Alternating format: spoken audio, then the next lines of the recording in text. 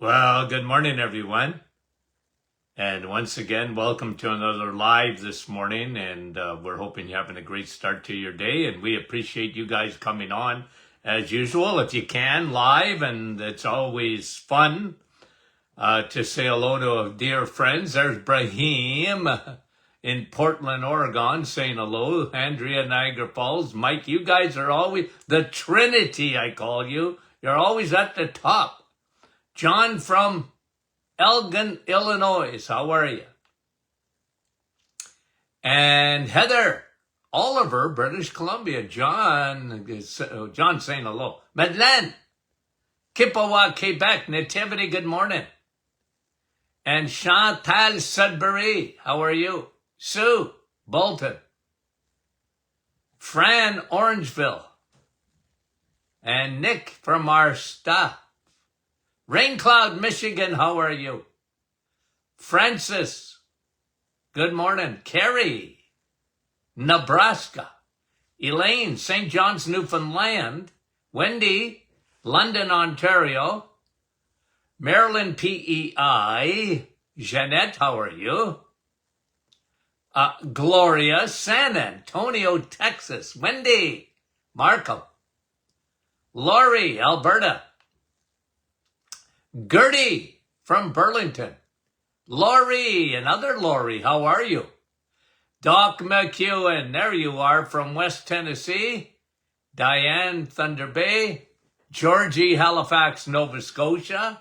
Carol, Moncton, New Brunswick. Jeanette, saying hello to everyone. Rebecca, Calendar. Good morning. Len and Judy, Edmonton. Sandra from Aurelia. Karen, I can see them today. I don't know why. From Sault Ste. Marie, Bonnie, how are you? Caroline, Kincardine. And there, see, I'm having trouble with that one. And that one. Bruno, that was Bruno. How are you? And Catherine, how are you? Donna, Bell Valley. Pam, Cochrane, Ontario. Sandy, Chilliwack, British Columbia.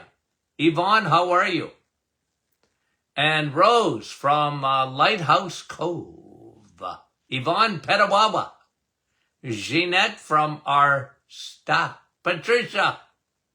Sunny, Calgary. Yeah, it's sunny here too. Catherine. And Leela from Verna. How are you? Francis from Vaughan and Rosalinda. I can see you, Rosalinda, now. Sandy, sometimes you got to come back up. Monica, Granby, Quebec. And see, is that Luella? I'm not sure. Carol? Kathy? Kathy says I didn't see her. And Manitoulin Island, that was, I don't know. Judy? Kathy, Port Perry. So I do miss some of you guys. Norma, how are you? And Cheryl, nice to have you on this morning. Fran from Valcarin. And IT. And Mary, how are you from sunny PEI? Rosa, Morial, Donna, Belle Ubert, and Gary from sunny Bolton. Okay, guys, we got lots of studies that are hot off the press. But one of them is, I got to start with this one here, and it's out of Israel. And this study is, here's the headline on the study. And guys, this is, well, you know this, but the world out there don't know it. Okay? Listen to the headline. Out of Israel, a study out of Israel saying, common antibiotics, common, okay? Like tetracycline or other common antibiotics, increase the risk of inflammatory bowel disease. Okay? This guy's is, it should be mainstream. It won't be, but it should be. Let me read it to you again. Common antibiotics, okay, increase the risk of inflammatory bowel disease, like Crohn's, like ulcerative colitis, and it's more than that, like diverticulosis. Okay? Common antibiotics. Now, here's what they say in the study, okay? We always knew. Gee. You did? Okay, here's what they said. We always knew that antibiotics change the microbiome. Okay? I'm quoting them. We always knew that. Okay. It's funny, I haven't heard that much. Antibiotics change the microbiome, but it's way past that in this study. Okay? Cells in the bowel after antibiotics, okay, yeah, you're affecting the microbiome 100%.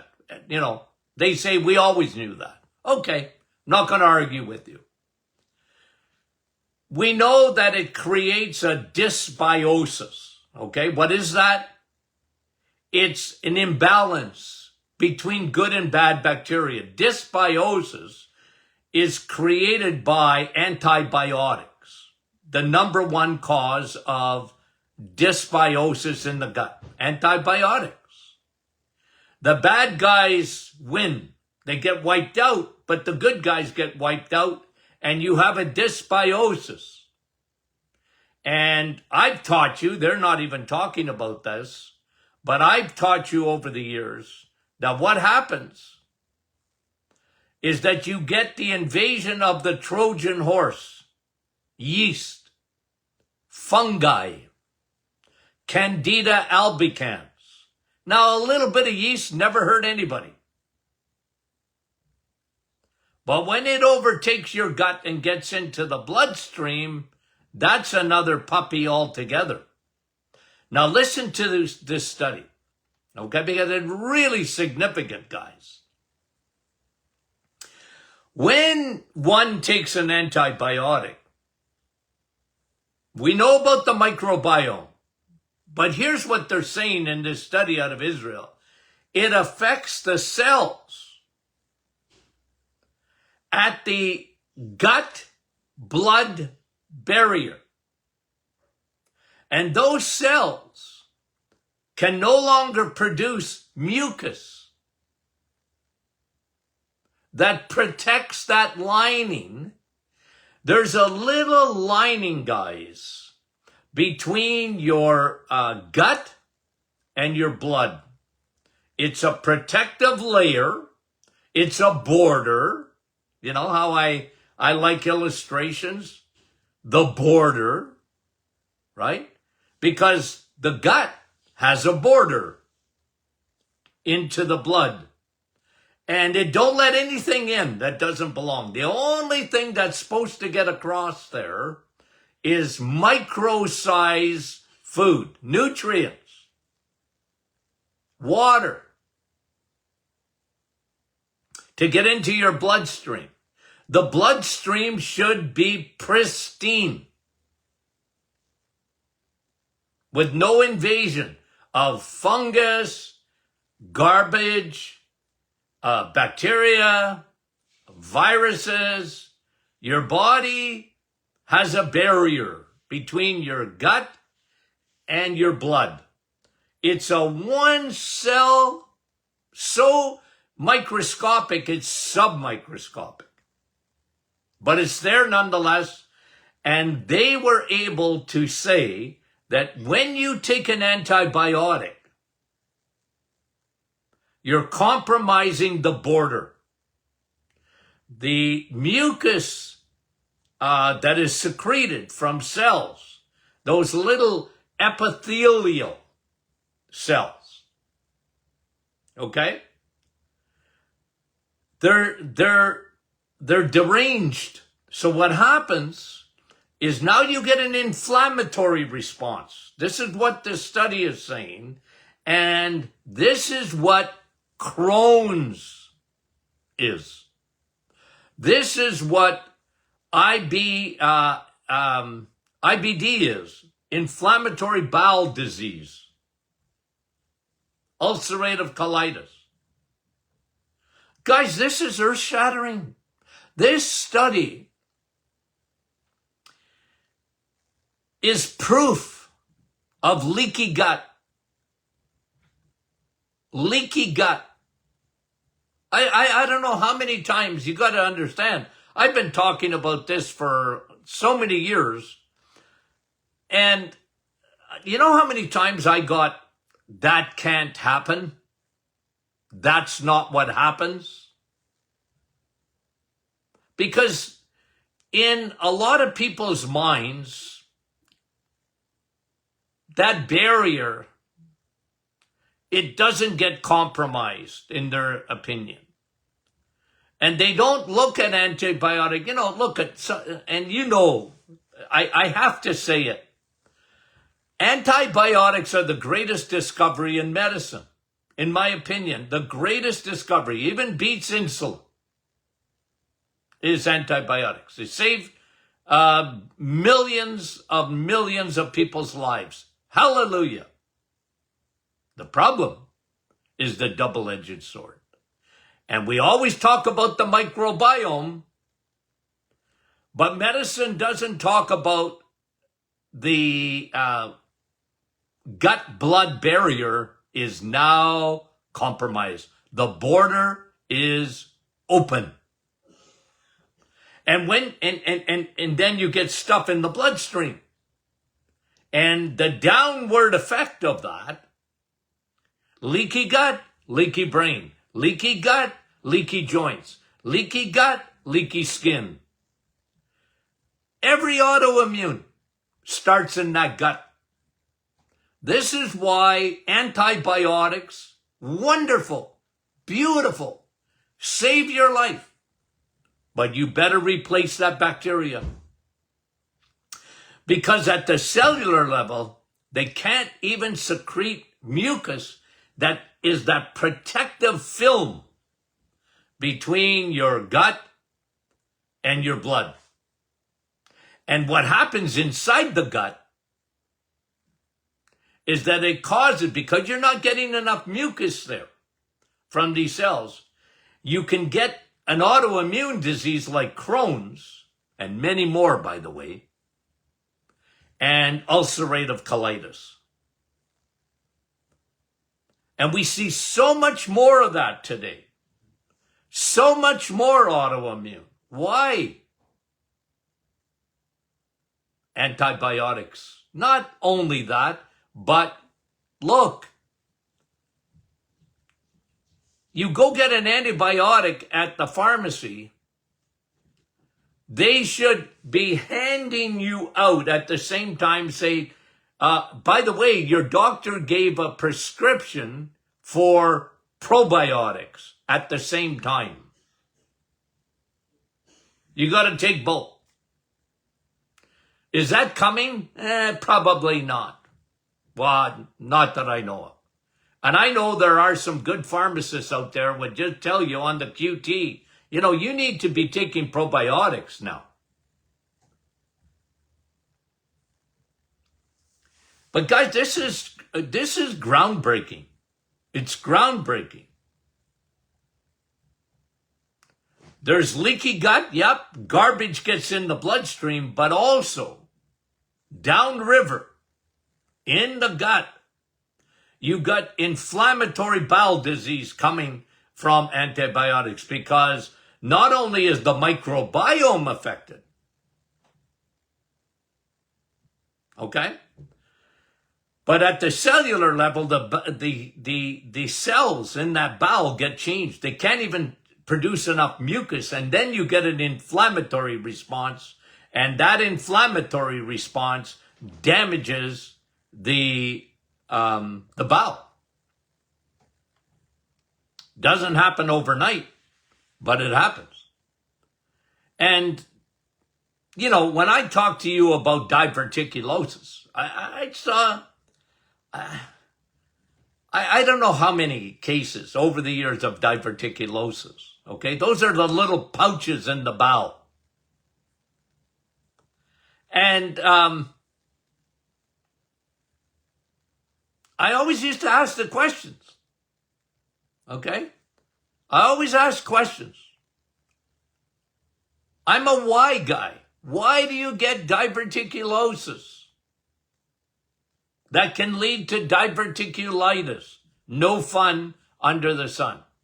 Well, usually there was a couple of things, a couple of factors. Mostly women, but not always, but mostly. Their diet. The diet. Not enough meat and too much of the plant kingdoms, especially nuts and seeds. That was just my history taking, guys. And 2, antibiotics. And that can start even at a young age, where people are taking antibiotics for ear infections, little kids, throat infections. You know, you can't blame mommy. You can't blame mommy and daddy. I mean, the kid's screaming, they got ear. And then they get an antibiotic when it's viral. 99% of them are viral.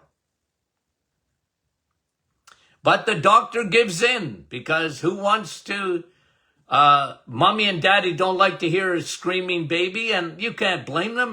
The pain of an earache and an ear infection is no fun, but unless pus is running out of that ear, it ain't even bacterial. It's viral. The antibiotic, oh yeah, but the antibiotic can stop. Yeah, but it was going to stop.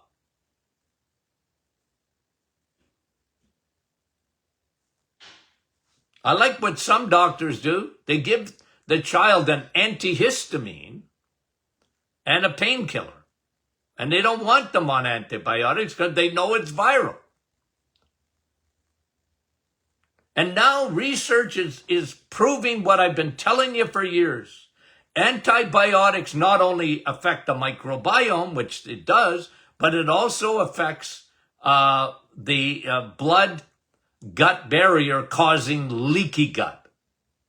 And I'm telling you, yeast gets into the bloodstream and it goes even across the blood-brain barrier. And locally, antibiotics can cause bowel problems, but they also cause downstream a big factor in every autoimmune disease. Every autoimmune. And autoimmune is up, I don't know, is it up since I was in school? 300%? Like, I mean, it's crazy. Rheumatoid arthritis and Sjogren's and ulcerative colitis and Crohn's disease and every skin disorder and it's crazy. So the key is really, really important. The key is, look, if you need an antibiotic and your family, they need an antibiotic, absolutely need probiotics to replace the bacteria. And probiotics do more than that, guys. Probiotics and broad spectrum probiotics are so important for regenerating that lining, that little lining between the blood and the gut. Really important. Okay? Isn't that an important study? Like, wow. Some things knock my socks off, guys, and that one did. I'm just happy they're finding this out. It's not surprising to me, but I just hope that people read this study and they realize, look, you got to do something. Like, antibiotics have been around for, what? Almost 100 years now?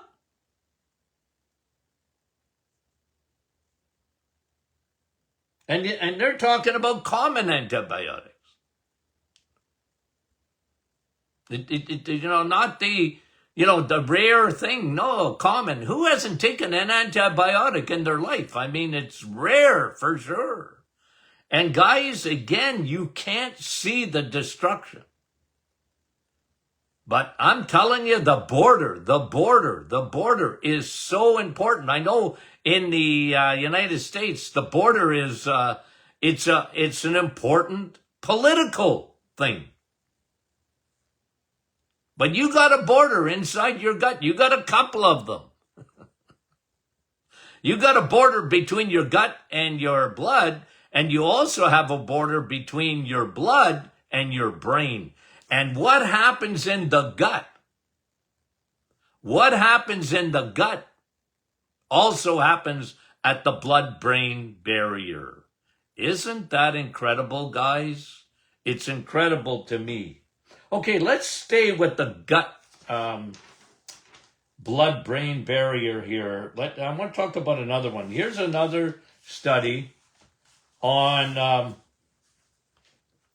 microplastics, okay? Now, we've been talking a fair amount, and we brought a study to you a couple of years ago, I think at least a couple of years ago, that the average amount of plastic found in the human body, the average, is 1.5 credit cards a week. Accumulation in the body. But listen to this new study. I'm going to read the headline to you. Microplastics found in human brain tissue as small as 5.5 micrometers. Okay? You know what a micrometer is? It's small. It's very small. Okay? A red blood cell is about 8 micrometers. Like a red blood cell. People are fascinated when you look at blood under a microscope and to see how many, like on a slide, you could see, I don't know, 1,000 of these red blood cells. And they're so small. I mean, you can't see a red blood cell. You see blood, but you don't see the cell unless you got a microscope because they're microscopic. Well, microplastics, okay? Microplastics found in human brain tissue, okay? Because we always knew, recently we've known that it doesn't matter where you go, you're going to be surrounded by plastic. Okay? Microplastics. And it doesn't matter. You can't go to Costa Rica. You can go, but you're not getting away from microplastics. You're just not. And listen to this, okay? Smaller than the red blood cell. And they found it, okay, and the most common type, I found this interesting. The most common type are polypropylene. Polypropylene. Okay, what's that? Well, that's found in furniture. That plastic is found in furniture, in clothing, in nylon. Because we think of plastic bottles. Okay? But they're saying the most common one found in the brain is polypropylene. Clothing. Furniture. Yikes. Nanoplastics pass through the blood-brain barrier. Now we're talking about another barrier. They pass through. They get into the brain. They get into the brain. Isn't that incredible, guys? And again, we could become very depressed over that. Oh, my word, what are we going to do? We got microplastics in brains. And we always knew they were at, I always said they found microplastic up on Mount Everest and as low down as in the placenta of babies. It's everywhere, guys. It's everywhere. It's in the oceans. It's in the atmosphere. It's everywhere. And what they're saying in this study is it's now in our brains. Okay? We live in the world, guys. You're just not going to get away from it. And all I'm saying to you is let's tighten up the borders. Let's tighten up our borders. And this is not political. This is medical. Let's tighten up our borders between your gut and your blood and the blood-brain barrier. Tighten it up, guys. And that's why I talk about probiotics all the time. It's your best defense to tighten up the border.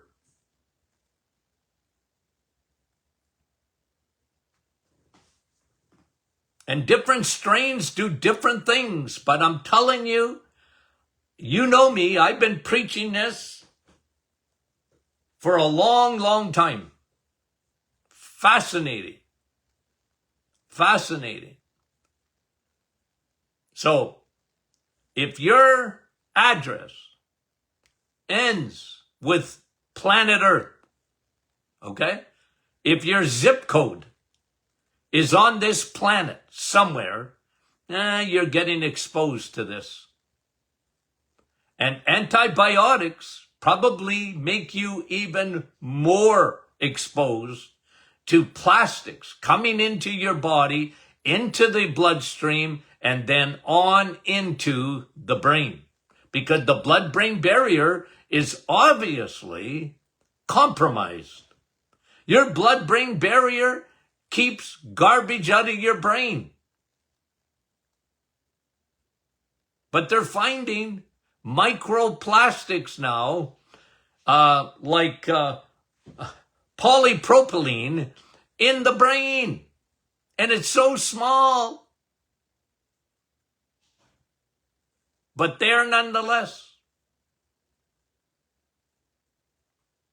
Look, guys. Unless you're going on a trip with Elon Musk and maybe off to Mars, we better take care of ourselves. We better take care of ourselves. And I'm not depressed by these things, guys. It doesn't surprise me. I'm not surprised by this. I've been talking about leaky gut for almost 50 years. And people said I had two heads. They didn't even call me a fat head. They call me that now. But they used to say, like, you're a quack. What are you talking about? I talked about the dangers of antibiotics, the double-edged sword, for years and years and years and years. On the radio, in books that I've written. I don't think I've ever written a book. 24 of them I think I'm at now. And I didn't have a long dissertation on the side effects of antibiotics. Because I was a history taker. I was a historian in my office. I wanted to know people's history. And you just don't get away with it. Unless you regenerate, rebuild the border, put up a wall. Okay. I'm not political, guys. I'm just talking to you. I love illustrations. That's me. Okay. Okay. Man, some of these studies, they just blow my socks off, guys. They really do. People ask me, how did you find these studies? Well, I read. Okay. Okay, we love you guys very much. You know that. And Friday is question and answer Friday. Like, I know it's only Tuesday, but, get your questions in. If you're not sure where to send your questions, okay? Because sometimes you'll put the questions up here. And guys, I rarely have time to answer your questions when it's scrolling. Well, I know I can't even see it most of the time. So just send at info@martinclinic.com, info@martinclinic.com, and we will get to your questions. Okay? We will. And we love questions. And we usually dedicate 2 days a week to them. Okay? Okay, guys. We love you, and we'll talk to you soon.